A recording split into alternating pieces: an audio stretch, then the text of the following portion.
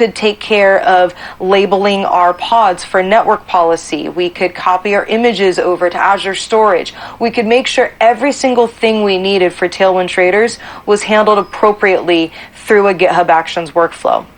And the best part is every time we run through this workflow now, we can make sure that our infrastructure, our applications, everything are deployed, so we have confidence in that quality, and the job completes in under 14 minutes. It's pretty fascinating. Now I want to talk about, in the middle of this abstraction, how do we still have confidence in debugging applications? What if there were a problem? What if our code did not have full quality? How do we debug a single API in the context of a larger application? Let's take a look. All right, so I'm currently working within a single API. I'm working within the cart API. And I'm going to use an extension in VS Code called a local process with Kubernetes. This is going to allow me to debug this one API in the context of the larger application. I can drop down into modules, and I can drop down into my shopping cart JavaScript file. Now I can also click Kubernetes down at the bottom here to actually navigate to the Tailwind Traders application. And I can walk through and start shopping, start using the shopping cart. You can see I've added some items to the shopping cart, and I click Add to Cart.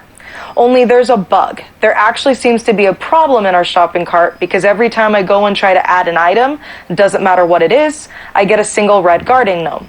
So we're going to actually use our debugger, our actual JavaScript debugger, but with Kubernetes, thanks to that extension, and we're going to be able to debug this problem in the context of the larger application, even though we're only working within one API. So when I actually use my normal debugger, it would launch the program at port 3000 or whatever port I specify on my local system. Instead, I'm actually redirecting that traffic now over to Kubernetes in an isolated environment. So now I can troubleshoot this problem with confidence and work on having quality code. You can see that now the debugger has been connected, and I'm currently using container port 3001 available on my local host at port 3000. 3001 is what's set actually in our Docker file, which is why that's what's running for the service in Kubernetes. We're just using the local debugger on my system at port 3000. Now I can drop down into that shopping cart file, and I can actually start debugging as I would normally. I'm going to take a look at the different functions I have, and I see an add item asynchronous function right here on line 51. I can actually set a breakpoint on the return so I can see what it's actually getting for that doc value.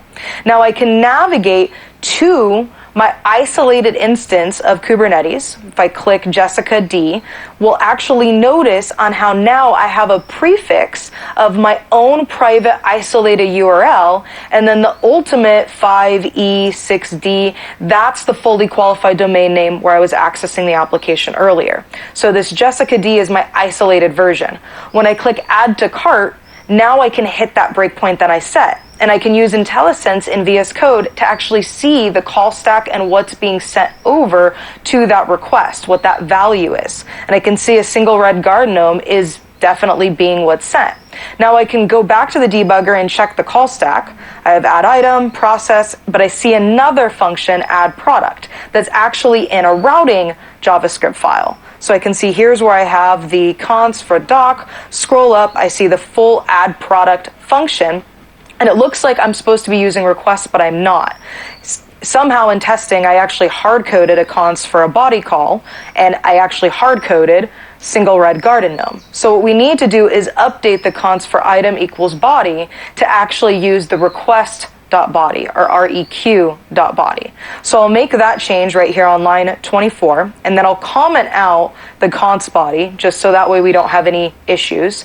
I'll save that, and then we'll restart the debugger just to make sure everything is clean and kosher here. You can go back over to shopping cart. We'll leave the breakpoint set on our return doc so we can make sure we use that IntelliSense. We'll refresh our browser here and go ahead and click Add to Cart again. Sure enough, I hit my breakpoint, and now I can use IntelliSense to hover over and see what the call was or the detail product, and now it looks like it's sending the proper information. It's sending microwave 9 cubic feet, whatever that is. We can go ahead and continue on.